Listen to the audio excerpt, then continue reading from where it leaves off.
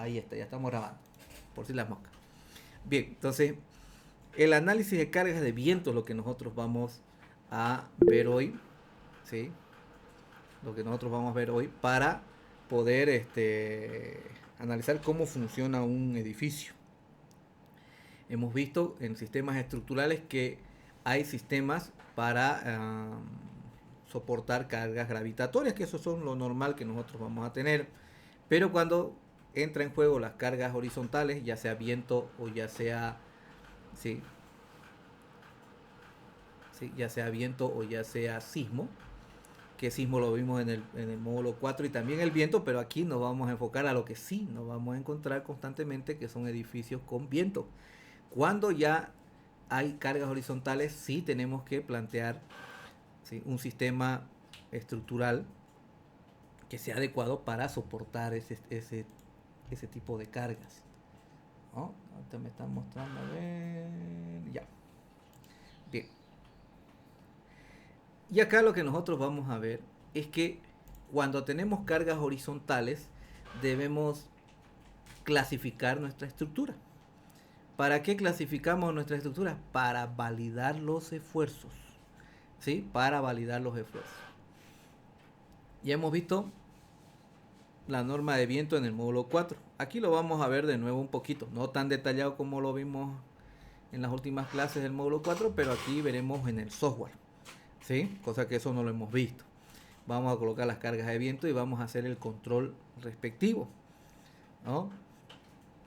Para tomar en cuenta, ¿sí?, los esfuerzos, estos esfuerzos deben ser validados, es decir, que la obtención de estos esfuerzos debe tener, ¿sí?, un procedimiento que garantice que son correctos. Ahora, cuando hay cargas horizontales, dijimos, tenemos que clasificar. Y aquí fíjense que clasificamos la estructura en estructuras intraslacionales y estructuras traslacionales. Las intraslacionales son estructuras bien robustas, donde el desplazamiento horizontal que se genera por las cargas horizontales, ya sean viento o sismo, dijimos la mayor parte de los casos serán viento, ¿sí? Viento, podemos despreciar su efecto y quedarnos simplemente con un análisis de primer orden, que lo vamos a ver ahorita. Y en estructuras traslacionales son estructuras menos rígidas, que el desplazamiento horizontal que vamos a tener en la estructura ya no podemos despreciarlo, sí o sí hay que considerar, y ahí tenemos que hacer un análisis de segundo orden, ¿sí? De segundo orden. Ahora, si nos fijamos, aquí estamos viendo, espérenme un momento, aquí. ¿Dónde está? Aquí está aquí está. Entonces, vamos a ver que existe la forma de poder clasificar. Y lo primero que vamos a ver es con la norma española o los eurocódigos, porque eso está en la mayoría de los libros. En los libros del Jiménez Montoya, el José Calavera, todo eso, vamos a ver esta formulación. Y esta formulación es para menores a 4 pisos y mayores a 4 pisos para poder determinar, ¿sí?, para poder determinar si nuestra estructura es intraslacional. ¿Sí? Veremos que esto es tan exigente más adelante que es muy complicado cumplir con esta formulación, con estas condiciones que tienen estas dos ecuaciones. Ahora, cuando nuestra estructura, vamos a decir que clasifica como estructura intraslacional, ¿sí?, lo que nosotros hacemos en cálculos para obtener los esfuerzos, técnicamente son cálculos de primer orden obtenidos mediante cálculos lineales. ¿Cuáles son los cálculos de primer orden mediante cálculos lineales? Es todo lo que nosotros vemos en la universidad, desde isostática 1 hasta el final. No vemos análisis de segundo orden o análisis no lineales en la universidad, en licenciatura no lo vemos, en los 5 años no se ve, ¿sí? En los diplomados o maestrías, no linealidad geométrica se ve, ¿sí? No linealidad mecánica debería obligatoriamente verse, pero una vez lo tocaron ese tema en una maestría en la de Sucre y medio mundo se aplazó, ¿no? Entonces el docente era un argentino. De ahí tuvieron que agarrar y hacerlo un poquito más sencillo, dieron un pasito atrás y solo se exigió no linealidad geométrica. La no linealidad mecánica ya simplemente la mencionan como un dato, ¿no? Que más adelante deberían estudiar. En otros lados es obligatorio y es más exigente, ¿no? Entonces, lo que nosotros vemos en la universidad, eso es análisis de primer orden. Todo, hasta el análisis matricial de estructuras que vemos, es análisis de primer orden. ¿Qué es lo que me permite el análisis de primer orden? Superposición de efectos, ¿sí? Puedo hacer interpolaciones lineales, no, sencillo, ¿sí? Eso es lo que nosotros hacemos. Ahora, cuando nosotros terminamos de analizar la estructura, obtenemos los esfuerzos, tenemos que proceder a diseñar los elementos. Y los elementos estructurales del sistema, ¿sí? Entonces, mi modelo estructural tiene que ser intraslacional, es decir, el sistema estructural que yo agarre. Después de obtener los esfuerzos del sistema, tengo que diseñar, ¿sí?, los elementos estructurales. El más importante que nosotros vamos a tener son las columnas, ¿sí? Son las columnas.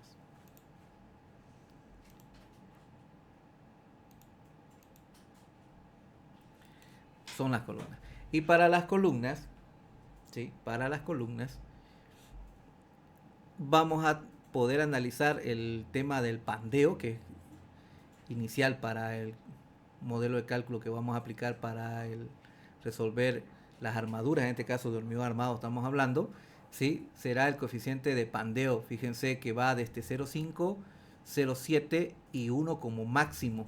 Ahí tenemos ¿sí? Ahí tenemos la gráfica y aquí está los intervalos.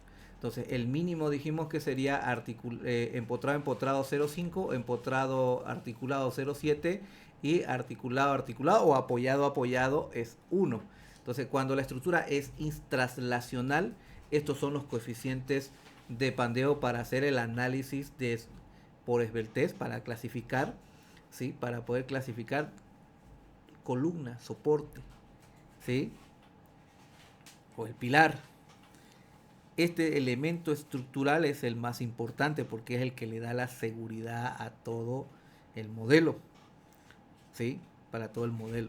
Entonces, teníamos este gráfico, dijimos antiguo, que es el que nosotros usábamos en resistencia a materiales 2, si no me equivoco, o 1, y luego en hormigón armado 1, sí o sí lo usábamos, ¿no? Así que al examen entrábamos con este grafiquito. Pero ahora ya tenemos esta de acá, que viene a ser la ecuación, que es muy fácil programarla. Entonces, en las calculadoras nosotros podemos programar la obtención del coeficiente de pandeo. En este caso es alfa. Normalmente, cuando nosotros nos enseñaron, se llamaba alfa, ¿sí? También este de acá ahora se lo encuentra como beta. Y en metálica lo van a encontrar como K. Entonces tiene esos valores. Alfa antiguamente, beta, ¿sí?, que ahora vienen en los libros como beta, y en metálica lo van a encontrar muy seguido como un valor con el nombre de K. Pero viene a ser el tema del coeficiente para pandeo, ¿sí? Entonces, en las columnas intraslacionales de estructuras o sistemas intraslacionales, vamos a ver que va de 0,5, 0,7 y 1. ¿Listo? Y los cálculos son cálculos lineales. Ahora, cuando no cumple esta condición, dijimos, estas que están acá, que son las del Eurocódigo y la norma española, automáticamente la estructura ya es traslacional. Y estamos viendo acá eso. ¿Ven? Me saco un ojo. ¿Dónde está el cuadrado? Aquí está. Ahí está. Entonces, por las cargas horizontales que tiene, que le van a llegar ahí, la estructura ya se deforma. ¿Ven? Y el desplazamiento horizontal, ¿sí?, el desplazamiento horizontal que esta tiene, ¿sí?, el desplazamiento horizontal que este tiene, ya lo debemos tomar en cuenta. ¿Por qué? Porque genera esfuerzos adicionales. Entonces, uno es el cálculo matricial de estructuras que nosotros hacemos y obtenemos la estructura, su desplazamiento de los nudos. Luego tenemos que volver a calcular para considerar los efectos adicionales que se dan por esos desplazamientos. Esos son los efectos de segundo orden, ¿sí?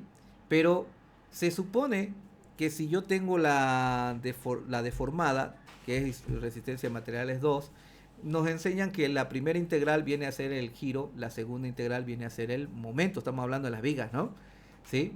Viene a ser la deformada. Entonces, la primera integral del momento, giro, la segunda integral del momento es flecha o deformada.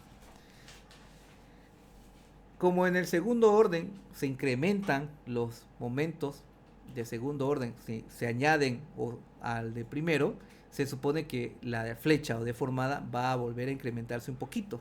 Es decir, que un poquito es un sistema, un procedimiento que nosotros lo abordamos con análisis de métodos numéricos, ¿sí? Con métodos numéricos.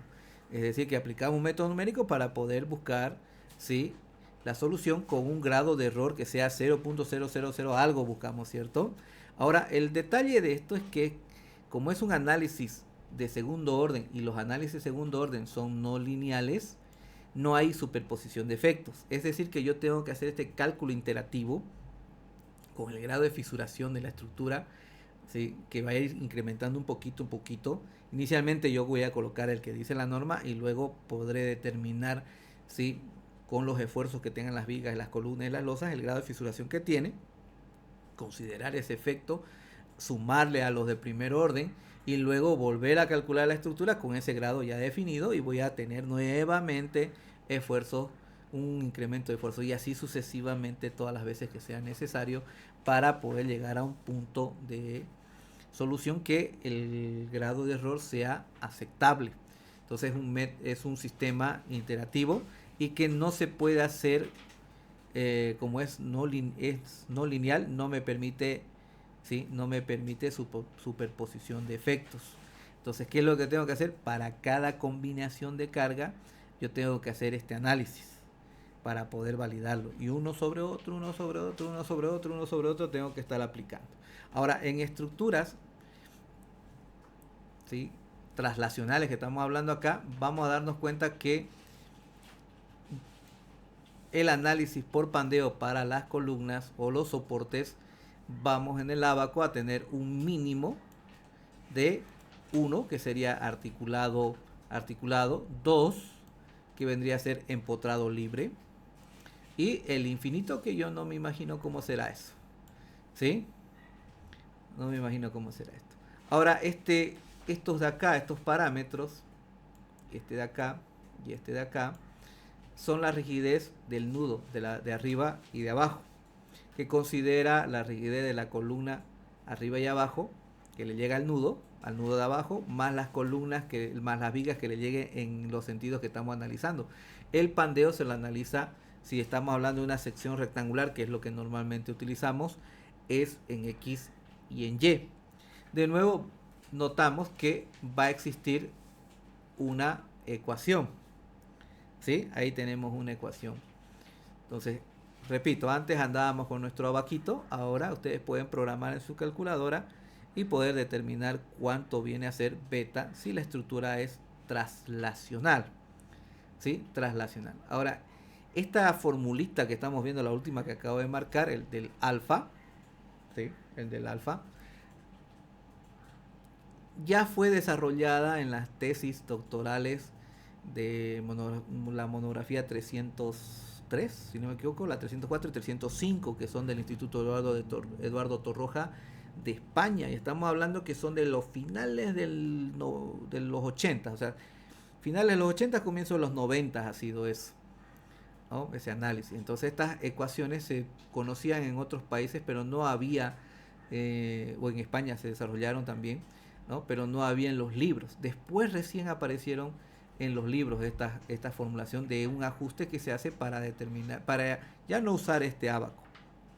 Sí, ahí está Morán Cabré, Menselwer, ¿no?, Maristán, y todo eso son doctores que se han enfocado en el estudio al tema de las columnas, ¿sí?, de las columnas. Estamos hablando en español, también hay en inglés, los franceses también hicieron su tarea, ¿no? Franceses y españoles, por ejemplo, en cargas lentas sobre columnas, tienen varios doctorados que sus tesis han tardado entre 1 año y medio y 3 años en desarrollar su tesis doctoral, y no porque era difícil, sino por las pruebas que hicieron eran cargas de largo y mediano plazo, ¿sí? Para ver cómo funcionaban las columnas, cómo funcionaban los refuerzos. Hay tesis que yo he leído que son de refuerzos de encamisados, ¿no? Los franceses y los españoles han invertido ese tiempo, esas personas, en esas pruebas. Entonces, estos ajustes que nosotros estamos viendo vienen de hace mucho, mucho tiempo, ¿no? Los españoles son los que más invirtieron en eso, pero los otros países no se quedaron atrás. Ahora sí, ya en todos los libros viene esta, ¿no? Viene esta. Aparte del ábaco, que eso no se va a perder porque es bastante sencillo. Nos evita hacer operaciones el ábaco, ¿no? Simplemente entro los, con los valores y puedo cruzar con una regla los dos puntos y listo, ya tengo cuánto es alfa. Ahora, ¿dónde nosotros vamos a trabajar como máximo? Como máximo, nosotros trabajamos aquí, entre esos dos puntos. Entre beta igual a 1 y beta o alfa igual a 2. Y 2 que era empotrado libre. Acuérdense eso, empotrado libre.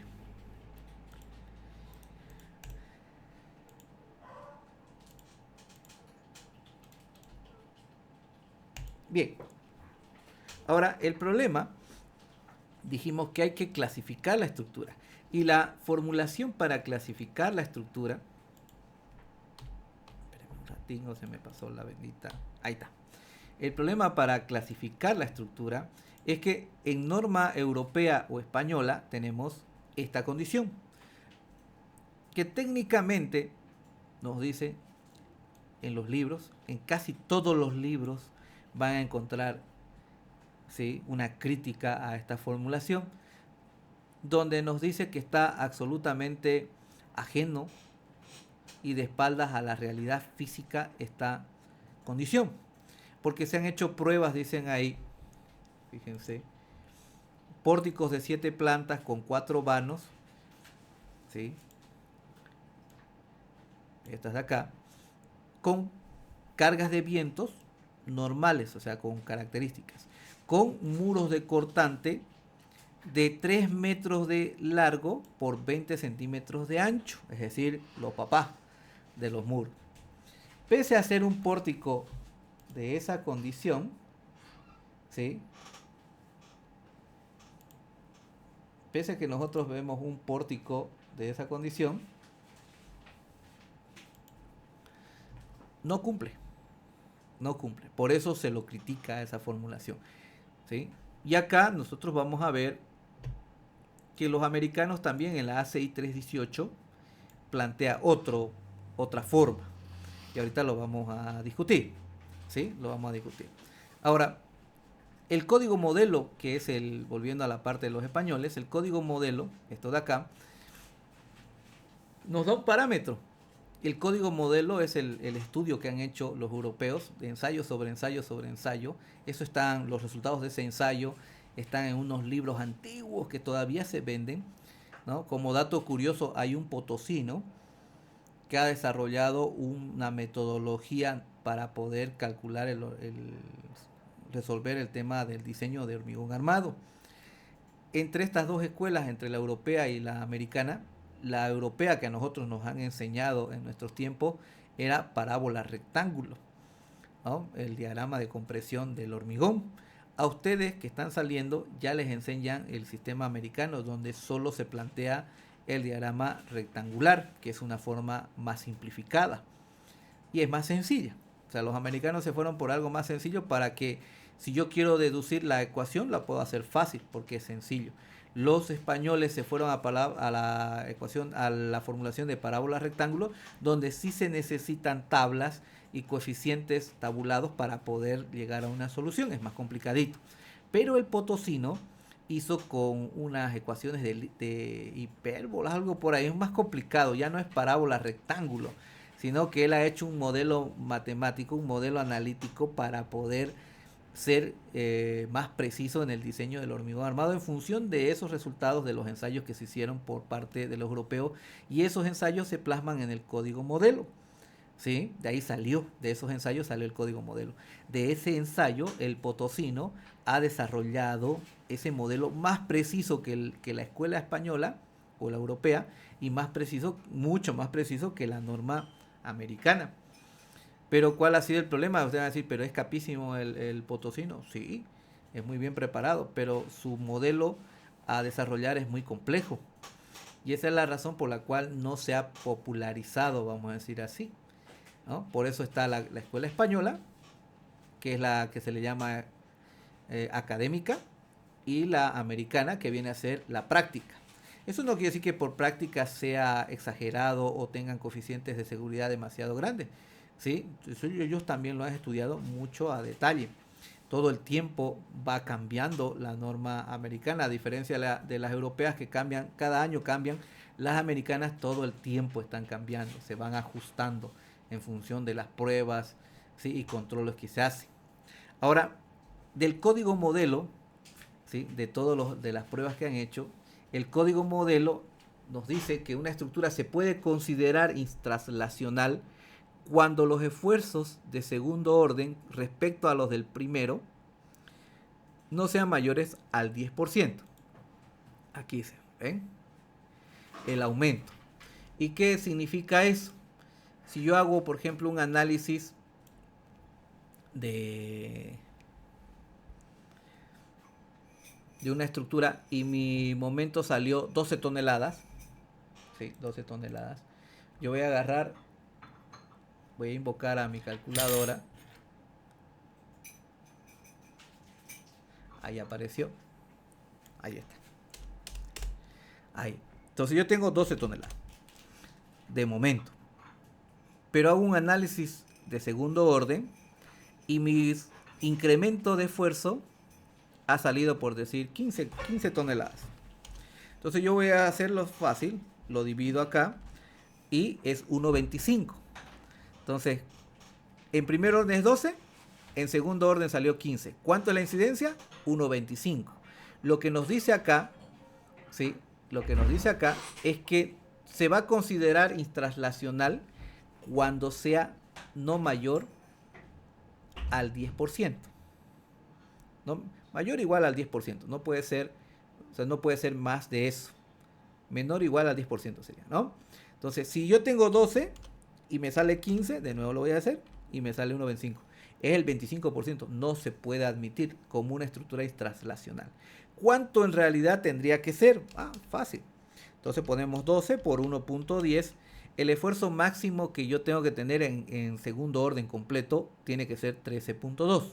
Entonces, por primer orden, 12 toneladas. Por el segundo orden, los esfuerzos deben llegar máximo hasta el 13 toneladas. 13.2, cuando yo lo divido, es 1.10. Si es así, la estructura puede considerarse una estructura translacional. Pero aquí escuchen bien esto. Quiere decir que puedo no hacer el análisis no lineal, porque en estructuras translacionales se permite solo el primero, el del primer orden, el cálculo sencillo. Pero para eso yo tengo que hacer esa verificación. Es decir, que cuando yo tengo cargas de viento, por ejemplo en el software, yo le pongo las cargas de viento y él me dice, ¿quiere hacer un análisis de segundo orden P delta? Entonces yo tengo que tiquearle sí y poner las variables, ¿no? Los coeficientes. Hago el cálculo y si me sale menos de 1.10, yo puedo destiquear, no las cargas de viento, ¿no? Sino yo puedo destiquear el análisis P delta, donde va a tomar en cuenta los incrementos de los esfuerzos. Entonces, ¿qué nos dice? Que no, nosotros no, si queremos, no los consideramos porque son pequeños. Eso es lo que nos dice. Pero las cargas de viento sí o sí van a estar. ¿Sí? No hacemos nosotros eso en realidad cuando controlamos y no, o sea, sería interesante, ¿cierto? Porque solamente no voy a trabajar con 13, voy a trabajar con 12. Eso es lo que me dicen técnicamente. Pero nosotros no trabajamos nunca con 12. Siempre dejamos habilitado el análisis P delta, por más que la estructura sea translacional y lo certifiquemos que sea menor a 1.10, menor o igual a 1.10. ¿Sí? Eso es lo que nos dice la norma española o la norma europea. Ahora, en este análisis, ¿sí? En este análisis, nosotros debemos considerar la estructura fisurada. Y aquí está la estructura fisurada. Las normas europeas nos dicen cuánto en columnas, cuánto en vigas, cuánto en losas, nos dicen el grado de fisuración en porcentaje de la inercia geométrica. Esto es seminario, ¿cierto? Ya, entonces se supone que ustedes ya pasaron hormigón 2, es decir, que ustedes ya conocen la inercia efectiva. La inercia efectiva, cuando nosotros la calculamos, está tendiendo entre ser un 40% hasta un 50% si la viga está bien balanceada, ¿sí? Si la viga está muy pequeña, va a tender a 40, menos de 40. ¿Por qué? Porque el grado de fisuración va a ser mayor. Si la viga es muy grande, su grado de fisuración va a ser menor, por lo tanto puede estar la inercia efectiva hasta un 60% de la geométrica. ¿Y de qué depende eso? Ustedes se van a acordar lo que han pasado a hormigón 1, esta pequeña gráfica, ¿cierto? Todos los de la universidad se van a acordar que es esto así. Ese es un espectáculo que nos lo muestran así. Y nos muestran esto, ¿no? Ahí está. Esa es la línea neutra. Y nos lo dibujan así. Así. Vamos a cambiar. Ahí está. Vamos a cambiar de color. Y esto le ponemos así. Ahí está. Ese es el momento. Y siempre nos lo ponen como momento positivo. ¿Sí? Ese es el momento positivo. Entonces, la cola tracciona, la punta comprime. Esa es la regla. Eso es lo más fácil para poder aprender hormigón. Ahora, como la línea verde es el eje neutro, quiere decir que arriba está comprimido y abajo está traccionado. ¿Qué consecuencias yo voy a tener ahí? Las consecuencias que voy a tener ahí es que como el hormigón no soporta, ¿sí? No soporta la tracción, el hormigón se va a fisurar. ¿Sí? Se va a fisurar. Entonces la parte de arriba es la que está sana y la parte de abajo es la que está fisurada. Para poder costurar la fisura, lo que nosotros hacemos es meterle una barra de acero, porque esa es la tarea que tiene el hormigón. Entonces, donde tracciona va el acero y donde comprime el hormigón, ¿sí? Ahí es la base de compresión, que es la que nosotros consideramos para los cálculos. En función de ese grado de fisuración, por eso les digo, si la viga está muy pequeña, la línea neutra va a estar más arriba. Por lo tanto, el grado de fisuración va a ser mayor. Si la pieza es muy grande, o sea, lo sobredimensioné, entonces el grado de fisuración va a ser menor. Por lo tanto, la inercia efectiva llegará al 60%, porque el grado de fisuración es el grado de fisuración. ¿Qué se entiende por bien balanceada? Bien balanceada es que no esté en dominio 4, para aquellos que hayan estudiado ACI, que esté en dominio 3 práctico, ahí tiene que estar. Para aquellos que han estudiado con la ACI, no tiene que ser armaduras por compresión o doblemente armadas, que así lo van a encontrar en los libros, y en todos los libros y en clases van a escuchar de la armadura de balance. ¿Sí? Entonces nosotros no trabajamos con la armadura de balance. En la ACI nos recomiendan, ¿sí? Nos recomiendan que trabajemos con el 75% de la armadura de balance, que sería el equivalente al dominio 3 práctico que nosotros vamos a encontrar en norma española, en el Jiménez Montoya. Ahí lo van a encontrar el dominio 3 práctico. Despuéscito de las tablas universal de flexión, más adelantito está ese criterio. Ahora, como sabemos que las vigas se fisuran, las columnas también se fisuran, las losas se fisuran. En las vigas, siendo un elemento lineal, es muy sencillo determinar el grado de fisuración, ¿sí? Porque es un elemento lineal, hay muchos estudios sobre eso. En las columnas, el grado de fisuración es menor, en las cabezas técnicamente, porque ahí están los momentos en pie y cabeza de cada tramo de columna, en cada piso de columna.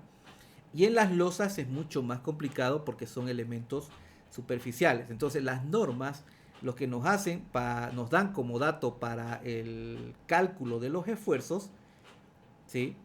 Recuerden, el cálculo de los esfuerzos, es decir, que yo no tengo la estructura diseñada, yo no sé qué grado de fisuración tiene, qué cantidad de acero para poder calcular la inercia efectiva.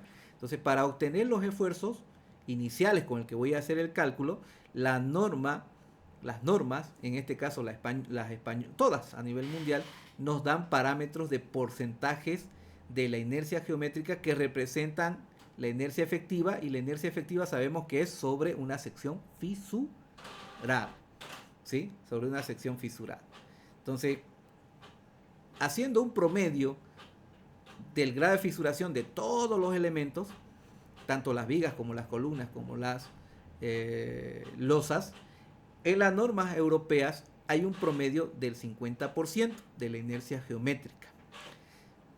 Como los cálculos se hacen lineales, yo ese porcentaje lo puedo tomar en cuenta al comienzo, colocándole el 50% de la inercia a todas las secciones, ¿sí? O al final puedo utilizar la inercia al 100%, y como es un cálculo lineal, el desplazamiento lo multiplico por 2. ¿Por qué por 2? Porque es el 50% de la inercia. Saquen la inversa de 0,5, es 2. ¿Sí? Entonces los desplazamientos los multiplico por 2 y ya considero los efectos del grado de fisuración. Pero aquí hay que tomar en cuenta que no es sobre los esfuerzos que se da en la estructura, sino esta amplificación que se considera es para poder hacer un análisis de los efectos de segundo orden. ¿Sí?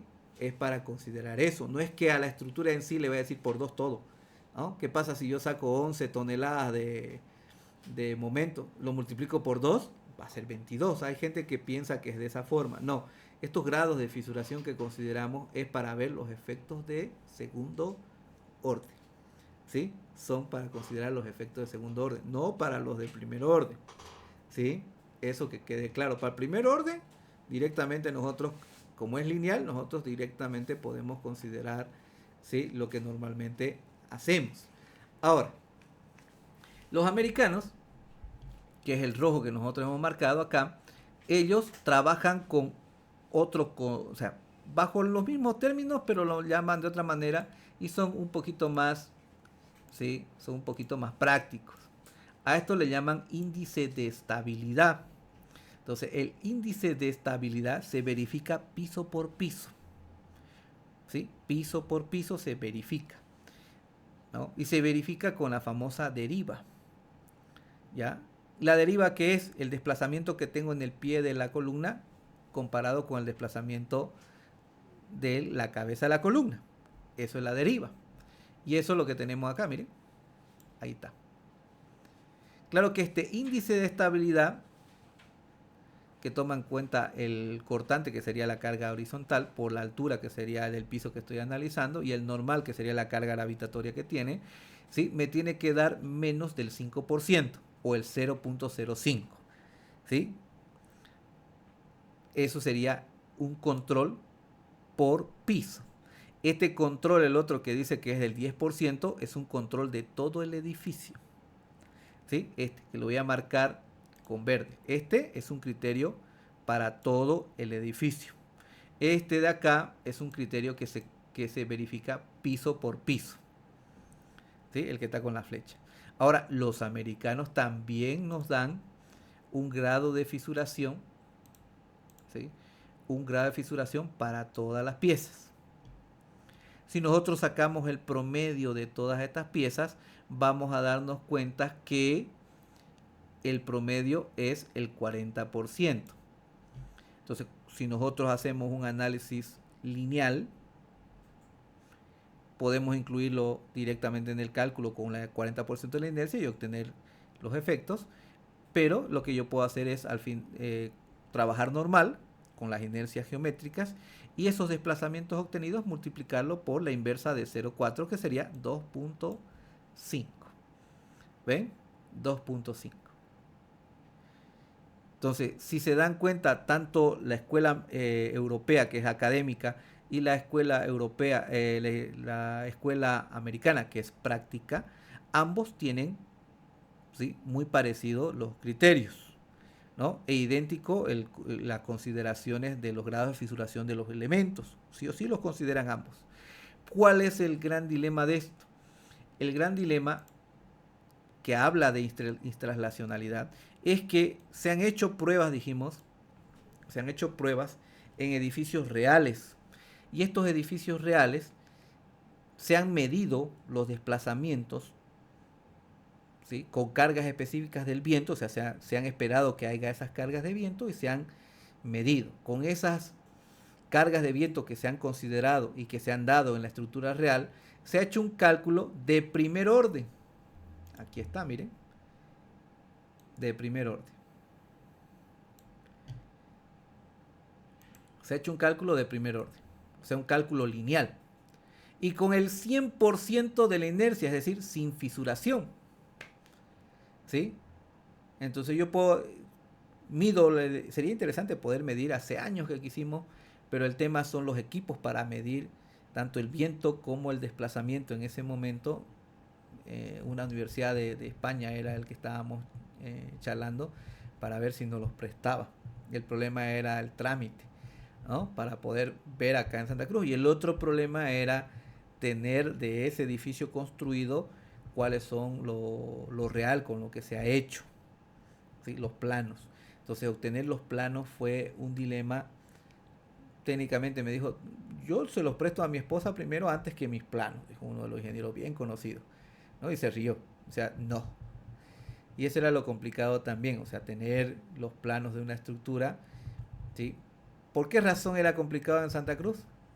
Hace 2 semanas tuve un caso, 15 pisos de alto, 2 años ya entregado el edificio y está fisurado por todo el edificio, tiene fisuras, filtraciones, se han roto los pisos, se han fisurado las paredes, ¿sí? Los revoques se están soltando y es peligroso porque da hacia la calle. La misma fachada principal del edificio, son 15 pisos de alto, 2 años ya está así. ¿Cuál es la razón? No le ponen viento en el cálculo. Aparte la construcción, pues, ¿no? ¿Sí? Hay hartas cosas en esos edificios que nosotros sabemos quién lo hace y quiénes, porque no es quién lo hace, son unos 4 que tienen esa técnica de no ponerle viento y hacer avería. ¿Sí? De una escuela viene, ¿no? Ya no está ese ingeniero para seguir enseñando así, pero nos ha dejado un par ahí que van a estar para sus 20 años todavía haciendo avería. Entonces, en nuestro caso va a ser difícil hacer esas mediciones, pero los europeos son más serios, han hecho las mediciones en edificios reales con esas cargas de viento, se han verificado en primer orden la estructura con la que se ha construido y cuál ha sido el resultado, que entre la teoría, ¿sí?, entre la teoría, que es el cálculo de primer orden, al 100% las inercias, y los valores medidos en la realidad, los valores medidos en la realidad han sido de 2 a 3 veces por debajo, ¿va?, de 2 a 3 veces menos. Si yo en la teoría, mi cálculo de estructuras, le puse el 100% de las inercias, le cargué el viento que llegó ese día con el que se midió, ¿sí?, yo calculé 10 centímetros de desplazamiento del edificio horizontalmente, ¿no?, por las cargas de viento. En la vida real ha salido 5 o 3.3. Ese valor ha salido. Es por eso que se discute, ¿sí?, es por eso que se discute esta. Esa. ¿Sí? Esta ecuación de acá. E inclusive su comprobación es de imposible cumplimiento, porque se ha probado, ¿no?, con 7 pisos, 4 vanos y con muros de cortante de 3 metros por 20 con cargas de viento estándar, ¿sí?, no de huracanes, las que siempre se tienen en cualquier lugar, ustedes pueden colocar y no va a cumplir. Entonces, por eso se critica, ¿no? Está alejado, dice, ¿no?, criterio absolutamente ajeno y de espaldas a la realidad física.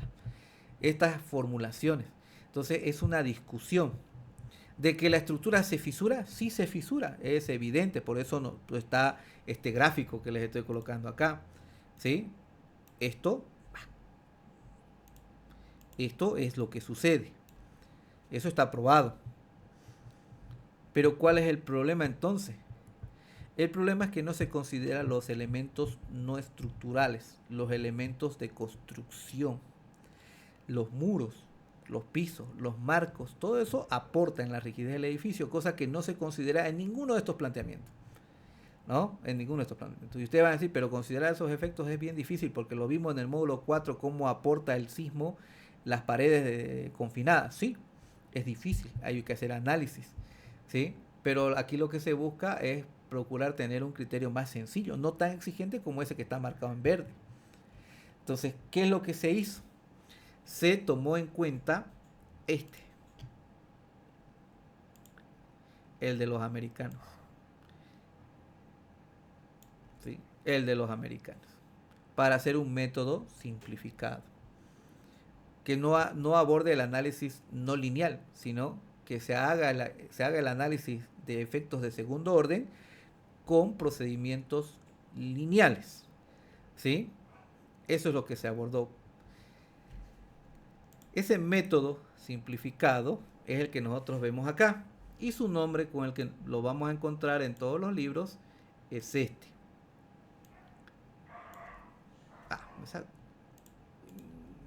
Pasa que un día es con Zoom, otro día es con Meeting, y me chipo con la herramienta. Ahí está, análisis de segundo orden, efectos P delta, es un análisis simplificado. Entonces, ¿de qué se trata este análisis? Primero se hace un modelo, ¿sí? Primero hacemos un modelo con carga gravitatoria, el amarillo. Siempre va a tener la inercia geométrica, es decir, que no me preocupo en este momento por su grado de fisuración. No de las vigas ni de las columnas, ni siquiera el promediado. Directo es inercia geométrica. Luego hago otro modelo,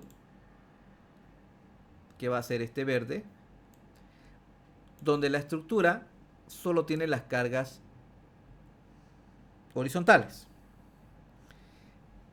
Estos dos modelos se combinan. Ahí está. ¿Sí? Se combinan.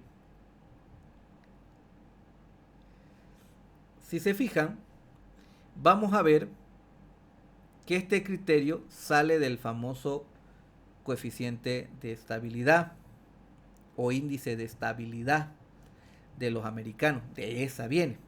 Entonces, su coeficiente de estabilidad está acá, miren. Ahí está. Ese es el sistema de los americanos. ¿Ya? ¿Y cómo hacíamos acá? Hay momentos que estabilizan, que sería este, el momento que estabiliza. Vendría a ser las cargas gravitatorias P sub I por el desplazamiento. Es decir, este lo vamos a obtener del modelo amarillo y este lo vamos a obtener del modelo verde. Ahora, ¿cuál es el detalle en este caso? En este caso, lo que se hace, que este desplazamiento que es obtenido con el modelo verde, se multiplican por un factor de mayoración o de amplificación, FA, amplificación. Y ese grado de amplificación, ¿qué es? Representa el grado de fisuración. En norma española, ¿cuánto era? 0,5. ¿Cuánto era la inversa? 2. Entonces hay que multiplicarlo por 2. En norma americana, ¿cuánto era? 2,5.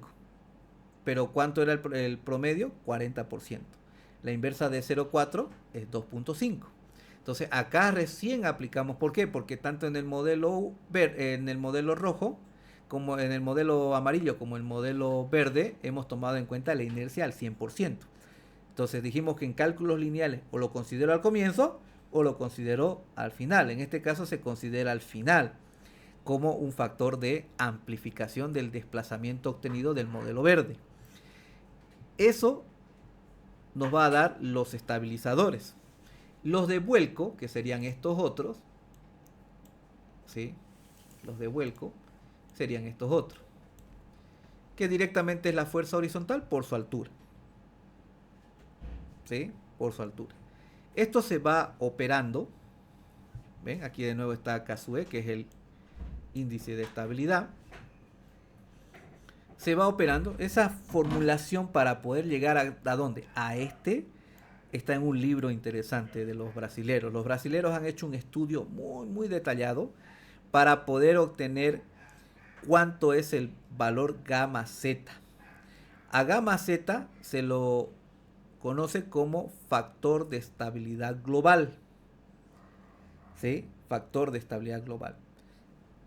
¿Quién es el que consideraba el tema de toda la estructura? La norma europea. El código modelo, norma europea. ¿Y quién consideraba solamente piso por piso la verificación? La norma americana. Pero aquí, si ustedes se dan cuenta, de la norma americana hemos partido y está llegando a obtener un valor que representa cómo el edificio está trabajando, es decir, toda la estructura. Y a eso se le llama coeficiente, factor de estabilidad global, gamma Z. También ustedes lo van a encontrar en los, o sea, en la mayoría, en Brasil, en España, ¿sí? Universalmente vamos a decir que es gamma Z, pero en los software nosotros lo vamos a encontrar como FB, ¿sí? En el CIPE lo vamos a encontrar como FB, pero en el SAP 2000, si no me equivoco, está como gamma Z también, ¿sí? En el TQS gamma Z, en el Everett gamma Z, ¿no? No me acuerdo en el TRICAL, pero el TRICAL también hace eso, ¿no? Ahora en el SAP 2000 creo que ya hace un par de años, él ya hace automático. En el RAN no sé si lo saca automático, pero sí he visto gente que lo hace manualmente. ¿Sí? Lo hace manualmente porque son esos que han estudiado con ACI y van sacando cuánto es el índice de estabilidad piso por piso. Se acostumbran a hacer eso, ¿no? Me ha sorprendido ver a un paseño hacer eso y o sea, es bien laborioso, pero él lo hizo ver fácil y lo sacaba. Y me lo mostró. Mire, yo hago así, ingeniero. ¿Qué nivel? Dije. Este software lo hace automático. ¿Qué va a hacer? Verídica. Es igual que los mexicanos. Cuando yo tengo alumnos de México y estamos hablando de sismo, y le digo, no, esto es la deriva acá y va a salir lo hace automático. Me dice, sí. A ver, hagamos uno que yo tengo. Belleza. Y lo hace todo automático. Claro. Entonces depende de la escuela cómo les han enseñado. Y está bien que les enseñen a mano, ¿no? ¿Sí? Para que entiendan el concepto. Pero ya afuera nosotros utilizamos software para el trabajo. Eso no quiere decir que el software lo va a hacer todo. Yo tengo que saber qué es lo que hace. Entonces es la base que nosotros estamos viendo para ver que el software, ¿sí?, dé bien los resultados, ¿no? Como es el dicho que nos dicen, ¿cuál es el mejor software? El que mejor sepan usar.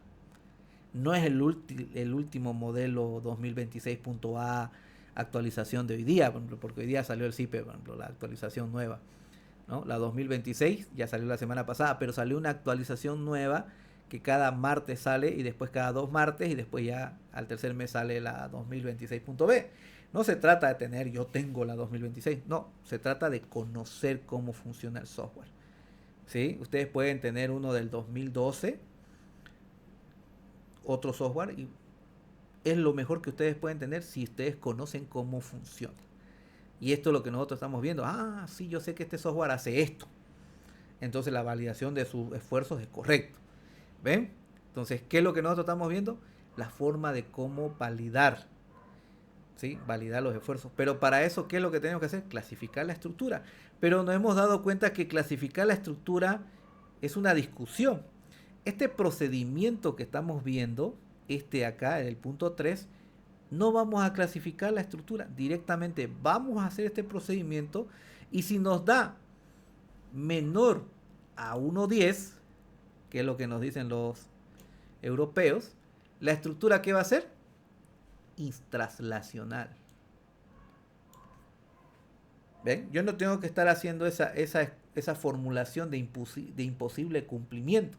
Lo que yo tengo que hacer es, mediante este procedimiento, que es un análisis simplificado, a través de análisis lineales de primer orden, tomar en cuenta los efectos de segundo orden, y a este método SPDelta se llama, ¿no? Con eso puedo determinar cuánto es el gamma Z, que sería el factor de estabilidad global de la estructura, y este me va a indicar ¿qué? Me va a indicar cuánto es el porcentaje de incremento de segundo orden con respecto al del primero. ¿Sí? Es como les puse el ejemplo, ¿no? 12 en primero, ¿cuánto máximo tiene que salir? 13.2. No puede salir más de eso. Si sale más de eso, ¿qué es lo que va a suceder? A ver quién me puede decir eso. ¿Qué pasa si yo tengo, por ejemplo, dijimos, 12 toneladas es mi momento. Y yo saqué 15. Eso me sale 1.25. Si me sale 1.25, ¿qué tipo de estructura es? ¿Intraslacional o traslacional? Todos van a decir, aquí dice que tiene que ser menor o igual a 1.10. Aquí yo tengo que es 1.25. Por lo tanto, la estructura es traslacional y tendré que hacer los procedimientos para el cálculo de una estructura traslacional y con eso voy a obtener los esfuerzos y con esos esfuerzos ya como estructura traslacional sí voy a poder diseñar, sí voy a poder diseñar mi estructura o mi proyecto. Ahora, si yo tengo 13.2 de esfuerzos de segundo orden y la de primer orden era 1, ¿no? Era 12. Le saco esto y es 1.10. Es 1.10. Por lo tanto, es estructura intraslacional. ¿Sí? Intraslacional. Eso es el procedimiento que nosotros vamos a abordar para poder validar la obtención de los esfuerzos y el diseño del elemento más importante que nosotros tenemos en un sistema estructural, que serían los elementos que le dan estabilidad ante cargas verticales y ante cargas horizontales, especialmente las horizontales, que serían las columnas, los muros, porque los muros también se consideran la esbeltez. ¿Sí? La esbeltez se analiza. Hay reglas para poder calcular los espesores de los muros. En las columnas estamos mencionando porque es más sencillo entender, ¿no? Porque sí lo vemos de esa manera, ¿no? Alfa por la altura de la columna nos da la altura para estudio al pandeo. Lo dividimos entre un lado que sería esbeltez geométrica, se llama, y el que ustedes analizan es esbeltez mecánica ahora, ¿no?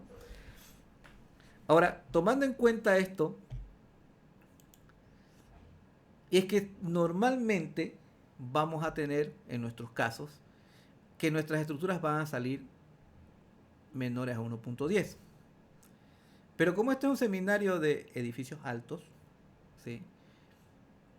No es que necesariamente tenga que ser súper altos para superar el 1.10. ¿Sí?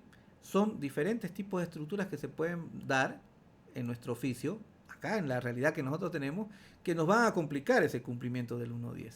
Una de esas estructuras es algo tan sencillo como es un tanque de 100 cubos, ¿sí? De 50, ya no se hacen muchos tanques de 100 cubos, le cuento, ¿sí? O sea, para las recuerdo que en San Julián pusieron bombas, pero pusieron bombas normales y las bombas se estaban quemando, o sea, se estaban deteriorando muy, muy rápido porque no eran bombas de frecuencia variable, ¿sí? Y además se tiene que tener en sistemas de chasis, ¿no? Para que se vayan turnando y no se gasten. Aparte que trabajan a diferentes capacidades. No compraron esas, son más caras. Compraron las normales. Entonces se estaban quemando. Entonces, ¿qué es lo que hizo el que estaba a cargo de la administración de su cooperativa? Pidió socorro al Estado y el Estado le dio con la alcaldía en el tema del FPS. Entonces el FPS le financió tanques. Entonces, ¿qué es lo que tenía que hacer la bomba? La bomba encendía unas 2-3 veces por día y cargaba el tanque elevado y del tanque elevado ya presurizaba el sistema. Pero como San Julián ya es grande, en ese tiempo ya era grande también, ¿no? Entonces se planteó hacer tanques en puntos estratégicos para poder darle presión al sistema, ¿no? Y los tanques sí eran de 100 cubos. Lo normal que nosotros vamos a ver ahora son tanques de 50 cubos, ¿sí? Lo que más se hace son los de 50 cubos. Los de 100 no se ven ya muy seguidos. Antes, en mis tiempos, sí era constante el de 100 cubos, 75 cubos, 150 cubos, así, sí había. Entonces, esas poblaciones grandes ya tienen sus sistemas. Y ya no están yendo ahora, siguen siendo más, van creciendo las ciudades, ¿no? Las poblaciones sí van creciendo. Pero ya no toman como solución los tanques. Lo que hacen es lo que hace Saguapac, ¿no? Sacan con bombas con variadores de frecuencia. Se ahorra, el equipo gasta menos energía ¿sí? Tiene una garantía de 15 a 20 años y tiene un ahorro en 3 años el equipo, si no me equivoco, ya se paga con el ahorro que se genera. Entonces no es negocio ya para ellos hacer tanques elevados grandes.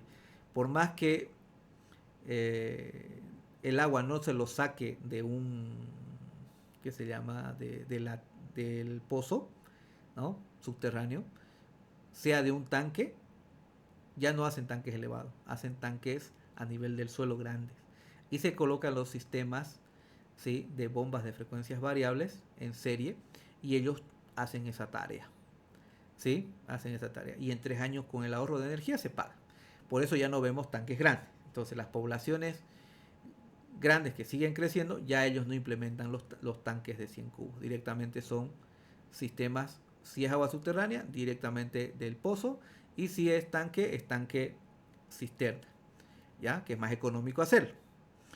Si nosotros vamos a toparnos alguna vez con estos tanques, pero el de 50 igual es complicado. ¿Por qué? Porque tienen todos los tanques que se hacen en el gobierno, tienen un estándar. La altura hasta la base del tanque es 15 metros y la tapa está a 18 metros, es decir, tiene 18 de alto. Si se dan cuenta, 18 metros, ustedes van a decir, no es alto. Sí, pero vamos a ver que esta estructura es compleja. ¿Por qué es compleja? Porque va a haber cargas de viento. ¿Qué más? Solo tengo 4 columnas. Entonces no necesariamente tiene que ser alto para ser complejo. Por eso nosotros estudiamos qué es intraslacional y qué es traslacional, ¿no? Desde un tanquecito que seguro alcaldía que ustedes caigan les va a tocar calcular, ¿sí? Y si se dedica a calcular, sí o sí les va a llegar también los tanquecitos. Es algo inevitable. Y es algo inevitable que es complejo cuando uno no sabe hacerle frente. Los edificios veremos que tienen otra forma, ¿no? Pero eso tampoco quiere decir que no haya edificios que son complejos. No estamos hablando de altos, sino de edificios esbeltos. ¿Ya? No tiene que ser alto para ser un problema. Los de 10 pisos, 8 pisos pueden tener dilemas. Como este caso, que solo puedo 4 columnas. Entonces, esto lo voy a hacer yo rápido después para mostrarles ya los procedimientos, tanto el de intraslacionales como el de traslacional. Porque aquí, en este ejemplo que nosotros hacemos en CIPE 1, ¿no? Los que han hecho CIPE saben esto. Pero ¿qué es lo que hacemos en CIPE? Nosotros tratamos siempre de llegar a este valor, fíjense, a este que estoy marcando en amarillo. Siempre vamos a pelearnos con el CIPE, y de eso se trata este ejemplo, ¿no? De poder controlarlo a que la estructura sea intraslacional. ¿Ven? Gamma Z, FB, tiene que ser menor o igual a 1,10, menor o igual a 1,10. Pero, si se fijan, yo tengo todo este otro trayecto como estructura traslacional. Eso yo no enseño en clases. Directamente yo les enseño, sin aumentar hormigón, vamos a lograr que sea 1,093. Y vamos a hacer que el tanque sea intraslacional. ¿Sí? Pero eso no quiere decir que yo no pueda diseñar con 1,12,8, 1,14,5, ¿ven? O 1,16. El 1,18 es malo. Y yo les voy a mostrar que es malo siempre ese. ¿Sí? Entonces, este que lo voy a marcar con rojo, vamos a ver, ¿sí? Vamos a ver que no es bueno estar en ese punto. De ahí vamos a aprender de que no es bueno que se mueva demasiado el edificio. ¿Sí? Tampoco es bueno que el edificio no se mueva mucho. O sea, si es muy rígido, se hace caro las cimentaciones. Si se mueve mucho, se hace caro todo. Las columnas, las vigas, los tanques, las losas, las paredes, las fundaciones, ni que se diga, se hace carísimo. Es malo que se mueva mucho. Pero también es malo, claro que es menos malo que no se mueva la estructura. O sea, no puedo hacer un empotrado libre y que eso no se desplace. Sale demasiado caro. Entonces, ¿qué es lo que tengo que hacer, ingeniero? Nosotros tenemos que hacer una estructura que se mueva lo adecuado. ¿Sí? Lo adecuado. Que si yo puedo volverlo al amarillo, belleza, funciona. Pero si me sale muy caro estar trabajando en estructuras translacionales menor a 1.10, yo puedo trabajar sin ningún problema en una estructura translacional en este sector. Puedo trabajar, ¿no? Eso es lo que vamos a aprender en este módulo 5, tomando en cuenta cómo hacemos con nuestro sistema, ¿sí? Con nuestro sistema estructural, cómo podemos, si podemos lograr a controlar ese a 1.10 o si no, puedo yo hacer estructuras translacionales. Ahora, fíjense acá, ejemplos de la vida real. ¿Qué es lo que nosotros vamos a tener? A mí me gusta este tipo de edificio, ¿sí? Tengo uno de 18 pisos con 2 subsuelos, ¿no? Tienen que hacerme un contrato. No me han llamado y le voy a hacer el lance porque es complicado, ¿sí? Complicado. Más que todo, mientras más grande sea, cambian el diseño, cambian. Hasta en los chicos cambian. Claro que si cambian, yo puedo hacerlo rápido, ¿no? Los grandes sí son un dolor de cabeza. Y los costos hay que verlo. Por eso muchas veces yo agarro. A veces cuando no quiero hacerle les doy un precio que me van a decir gracias, pero no, ¿no? Hay un ingeniero que me llamó así, me acuerdo. Me pasó un proyecto que era con estructuras metálicas, todo eso. Yo lo miré nomás y en el presupuesto que pusieron en los volúmenes estaba lejos de la realidad. Entonces le mandé 3 veces el precio de lo que normalmente yo cobro. Y el ingeniero se dio cuenta que le habían pelado en los volúmenes y ya habían hecho esos tratos. Y me llamó y me dijo, ¿sabe qué, ingeniero? Ya me di cuenta, me dice, ¿no? ¿De qué, Leo, no? De por qué su precio está súper alto, me dice, ¿no? Usted no quiere meterse en dilema. Sí, espero que lo resuelva, ingeniero. Sí. A ver, ya le veo, ya vemos cómo cancelar ese asunto, Dios, porque se dio cuenta. Entonces, ven, a veces así, muy bajos los volúmenes estimados, los costos también son bajos. Entonces es complicado los proyectos grandes, más los cambios que vienen. En lo normal, que es lo que nosotros estamos viendo acá, miren, son proyectos que vamos a tener de todo el tiempo, si se dedican a construir, estos son los que más salen. Como dato interesante, en Santa Cruz, en la ciudad, sí, en la ciudad, el otro día estaba viendo un informe, se construyen más de 2.000 condominios al año. 2.000 construcciones al año se tiene de estas, ¿sí? Más de 2.000. Entonces es lo que más hay. ¿Sí? Sería interesante en la sociedad de ingenieros que nos digan, ¿no? Que hayan hecho una estadística. Esa estadística era del plan regulador, pero del colegio de arquitectos, pero ¿sí? Pero eran más de 2.000 que yo recuerdo en este tipo de estructuras. ¿Cuántos ingenieros somos en Santa Cruz? Somos un montón. De esos 2.000, ¿cuántos ingenieros trabajan ahí? ¿No? ¿De qué casitas hay más todavía? ¿Sí? Menores a condominios, por ejemplo, de 4 pisos, 3 pisos, 2 pisos, hay un montón de construcciones. De que hay edificios grandísimos, hay, ¿sí? Pero son menos. Entonces, en lo que normalmente abunda y lo que vamos a tener regular es esto. Y ustedes se analizan en este que es de 6 pisos, ah, su factor de estabilidad, ¿cuánto es? 1,04. ¿Cuánto tiene que ser para ser intraslacional? Menor a 1,10. Ahí está, 1,04. Los pilares, las columnas, todo lo que hemos puesto son para las cargas gravitatorias y para el efecto del viento, ¿no? Las cargas horizontales, pero las cargas horizontales solamente me están generando ese incremento en efectos de segundo orden, el 4%. Este otro, ese está por el Urbarí, creo que por ahí está, ¿no? Esto me acuerdo que es el dueño, es el primer piso y la planta baja. Y cada piso le regaló uno a cada hijo le regaló.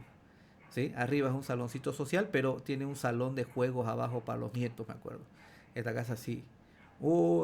Le voy a decir a mi padre que haga un edificio y que nos dé un piso entero, ¿no? Hay algunos que tienen suerte. Este otro que estamos viendo acá es una clínica que está ya terminada y está a frente del oncológico, ¿sí? Este tiene más pisos y tiene menos columnas, pero el ascensor es grande y además nos pidieron que sea en la clásica tres caras de hormigón. Entonces está más controlado, si se fijan, ¿sí? Está más controlado y estamos viendo que la incidencia del segundo orden es apenas del 3%. Entonces la estructura es intraslacional. Este otro, ¿sí? Vamos a ponerlo en verde. Este otro es uno que está al frente, ya está terminado también, CENIT se llama, está ya se llama, de los tajivos, tercero interno, ¿sí? Al frente, un poquito más, casi al medio de los tajivos, al frente, ¿no? Ya está terminado, tiene 13 pisos, 13 pisos tiene, o sea, tiene planta baja y 13 pisos encima más un subsuelo. ¿Cuánto es su factor de estabilidad global? 1,08, el 8,1%. ¿Cuánto es el máximo? 1,10. ¿Para qué es ese 1,10 como máximo? Para que la estructura se considere intraslacional. Entonces, ¿qué es lo que yo tengo que hacer? ¿Clasificar mi estructura? No, yo tengo que hacer mi procedimiento de cálculo como estamos viendo en P delta y poder obtener el gamma Z. Con el gamma Z recién podré determinar si mi estructura es intraslacional o traslacional. Yo no tengo que clasificarlo desde el inicio, yo tengo que hacer el procedimiento. Ahora, si yo puedo lograr una estructura intraslacional con los elementos y que sus secciones sean óptimas y no tenga que colocar secciones muy grandes, belleza. Y eso es lo que hemos visto, ¿cierto? Hay los sistemas de pórticos, los sistemas de muro y los sistemas duales. Los duales es una combinación de muros con columnas. Normalmente nosotros tenemos la caja del ascensor, que son muros de cortante, y las columnas. ¿Sí? Y las columnas. Entonces, en edificios, normalmente el basamento es donde está más fuertecito el armado en las columnas y en los muros, y de ahí para arriba se hace mínimo. ¿Sí? Se hace mínimo. Pero nosotros trabajamos con 1,5, con 1,2 las cuantías, y nos daremos cuenta que trabajar de esa manera directamente, o sea, sin secciones exageradas, ¿sí? A estas alturas de estos pisos, con estos casos que es la mayoría de lo que nosotros vamos a tener, nuestras estructuras van a ser intraslacionales, ¿sí? Intraslacionales.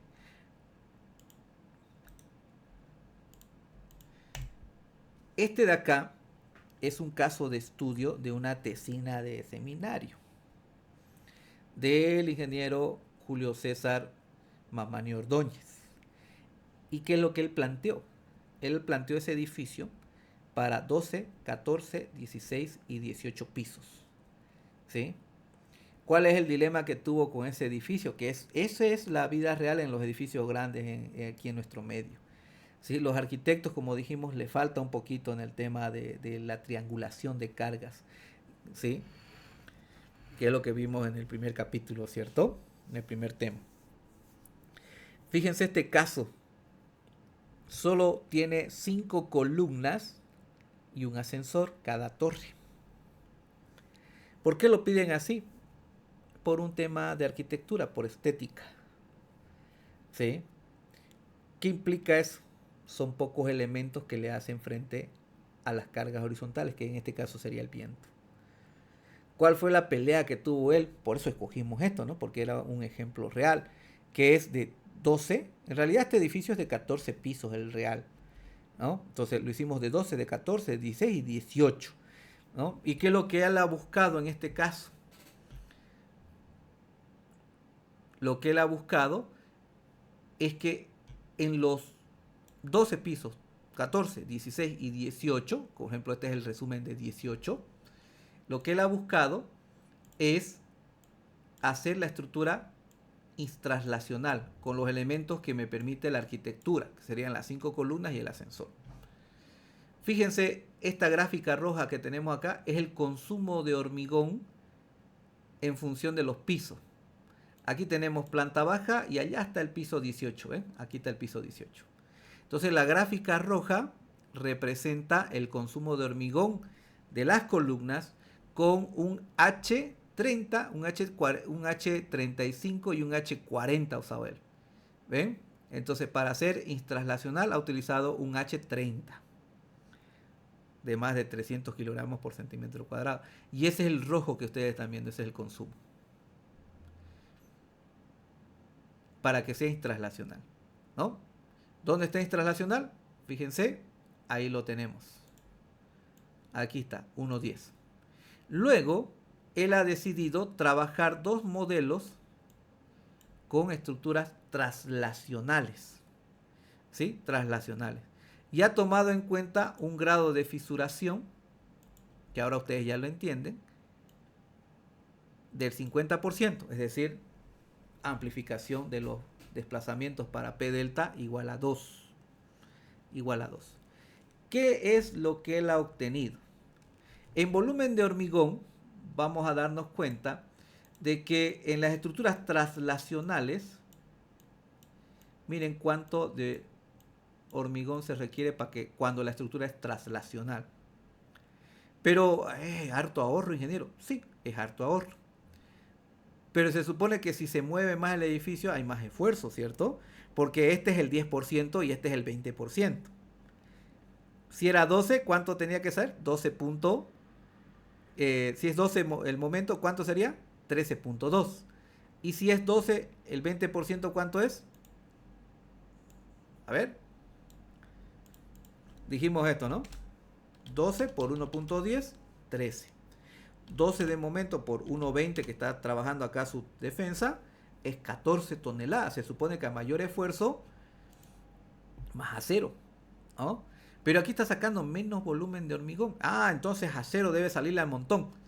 Miren el acero acá. Las tres gráficas, el acero es muy parecido arriba. ¿Hasta dónde? Hasta el piso 4, vamos a decir acá. Hasta el piso 4. ¿Sí? Hasta el piso 4. Aquí, ¿no? Donde ya empieza a crecer, ¿no? Podríamos decir hasta el piso 5, vamos a decir así. Ahí. Normalmente, de planta baja hasta el piso 4 o 5, que ahora nos permiten hasta 5 pisos del basamento, ¿sí? Es el basamento. Ahí es donde se levanta, ¿sí? Donde se levantan las cuantías. Si se fijan, el rojo en la estructura translacional sale un montón de acero. Fíjense cómo se dispara el volumen de hormigón en el piso, planta baja, el primer piso es hartísimo acero, hartísima sección de hormigón pide. Pero si yo hago una estructura translacional, fíjense que tiene sus consecuencias, ¿cierto? Miren, los esfuerzos, la cantidad de acero, por los esfuerzos que se tiene en la base, va a implicar esa gráfica verde y la gráfica azul, donde se dispara a casi 280 kilos por metro cúbico la cuantía de acero. Kilogramos de acero por metro cúbico de hormigón. ¿Sí? Miren, está en 250 hasta 280, ¿sí? Kilogramos de acero sobre metro cúbico de hormigón, con hormigones de 350 y con hormigones H35 y H40. ¿Es normal que salgan estas cuantías, ingeniero, ahí en el basamento? Sí, se trabajan hasta con un 4% de cuantía en columnas. ¿Cuál es ese 4% ahora? No le entiendo, porque usted dice 250. Eso es el consumo de hormigón por metro cúbico, ¿sí? El consumo de acero por metro cúbico de hormigón. Cuando nosotros hablamos de cuantía, ¿sí? De cuantía, es la área de acero entre el área de hormigón, cuando hablamos del diseño en columnas. ¿Cuánto es la armadura mínima en norma americana? 1%. ¿Cuánto es la armadura mínima en norma CBH87? 0,5%. ¿Cuánto es la actual que nosotros tenemos en la NB? 0,6%. ¿Cuánto nos permite normalmente las normas? Como máximo, 8%. ¿Sí? Como máximo. En columnas 8%. Con cuánto nosotros trabajamos? Como máximo práctico 4%. ¿Dónde se da ese 4%? Aquí. Ahí se da el 4%. No en toda la altura, ¿sí? Pero en la planta baja y primeros pisos, sí. Ahí se da el 4%.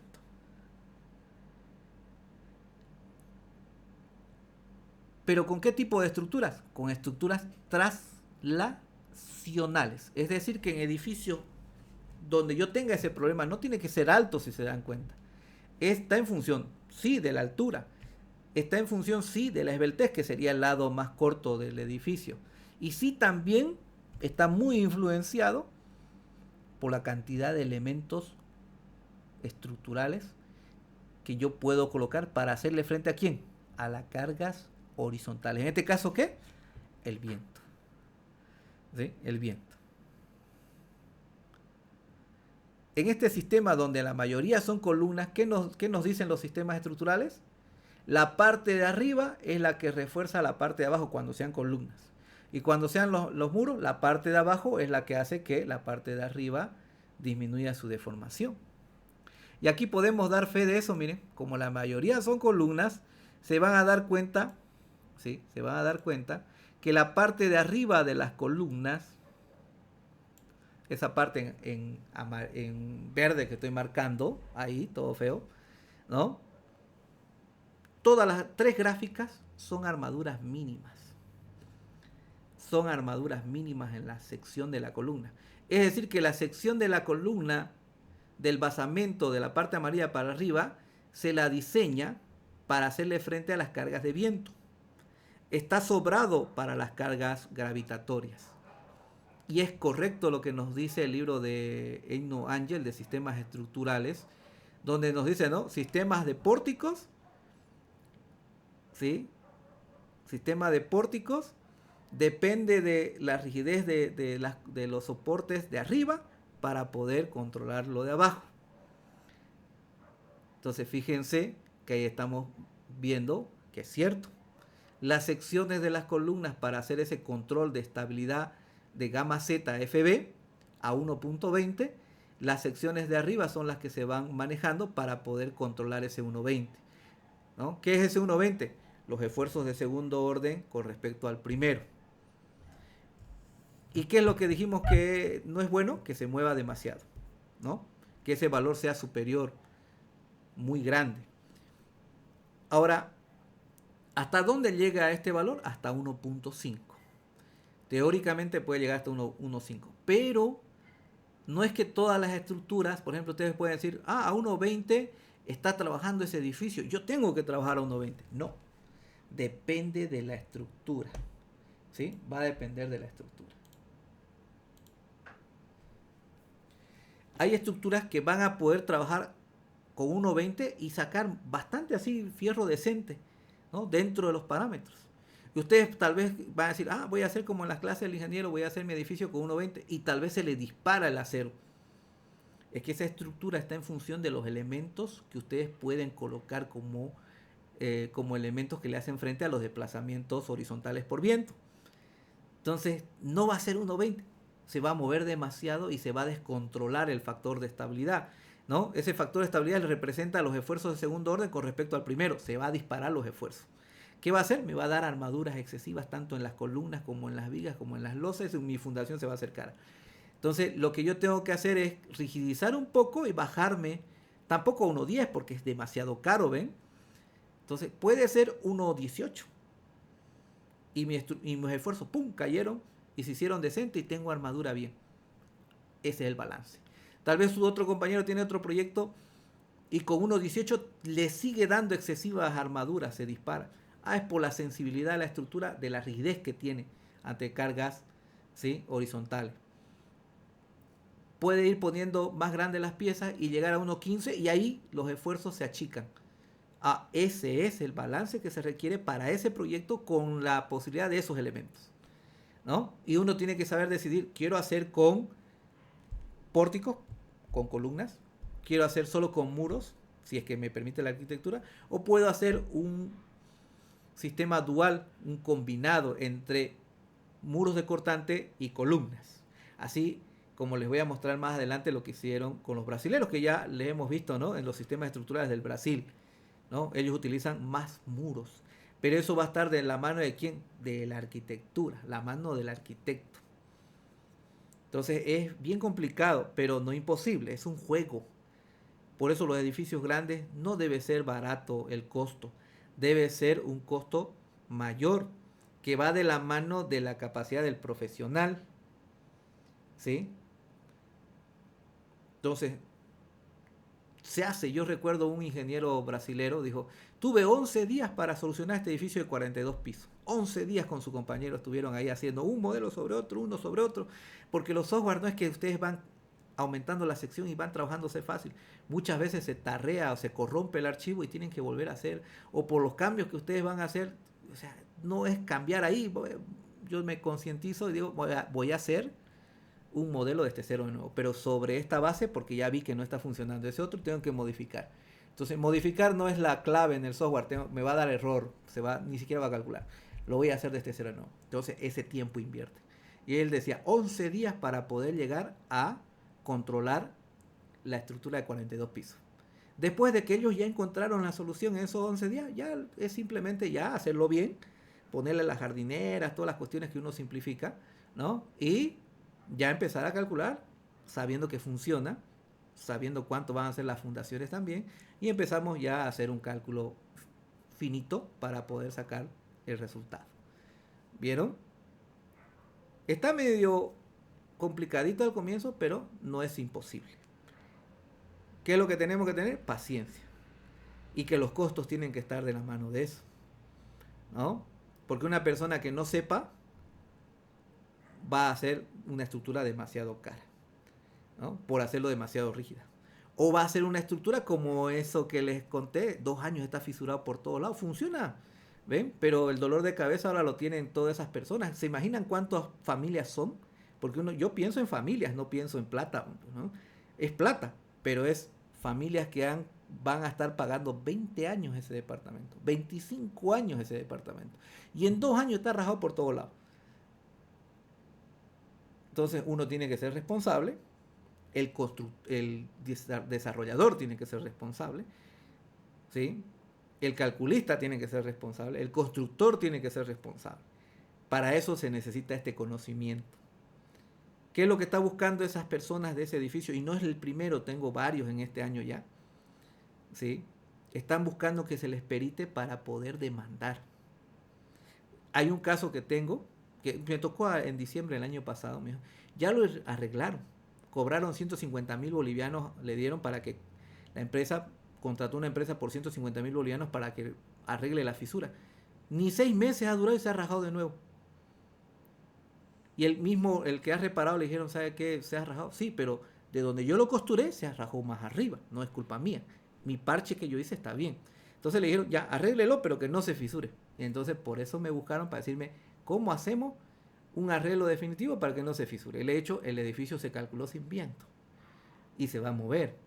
¿Y cuál es el arreglo? Tenemos que rigidizarlo para que se mueva lo necesario.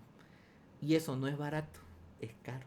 Entonces, ¿qué dijo la empresa? No, anda a parcharlo y después ya ahí muere. Y que nos demanden si quieren, ¿no? Y ya estaban con su abogado porque la cosa civil es entre 3 y 5 años, algo por el estilo me contaban.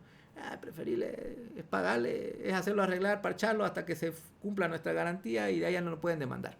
Pero los fregados son ellos. No se va a caer el edificio, sino que va a ser una estructura, ¿sí? Una casa que requiera constante mantenimiento. Entonces yo no compro, ustedes no compran un 0 kilómetro para que se le fregue, ¿sí? A los 10.000 kilómetros. ¿no? Hay algunos casos, pero hay garantías, si se dan cuenta, ¿no? Pero en la mayoría de lo que compra un 0 no debe fallar. Por eso compro un 0. Cuando yo compro una casa no es para que al segundo año esté fisurándose todo, ¿no? Entonces ahí esa parte de responsabilidad nosotros tenemos que tomar en cuenta. ¿Sí? Bueno, no nos va a dar tiempo para más. Todavía hay para que nosotros vayamos hablando sobre esto, pero lo veremos mañana. ¿Sí? Entonces lo dejamos por hoy. Y mañana ya es de 7 a 10. Entonces mañana sí vamos a tener todo el tiempo para que yo les muestre cómo se balancea, ¿no? Con el tanquecito les voy a hacer porque ese es rápido. Esto es cuando no está controlado y veremos imágenes de vigas reales de los proyectos. Y les diré, esto es controlado. Y les mostraré lo que no le hacemos en el curso de CIPE porque no da tiempo, en hacer una estructura instalacional y hacerlo traslacional que también resulta.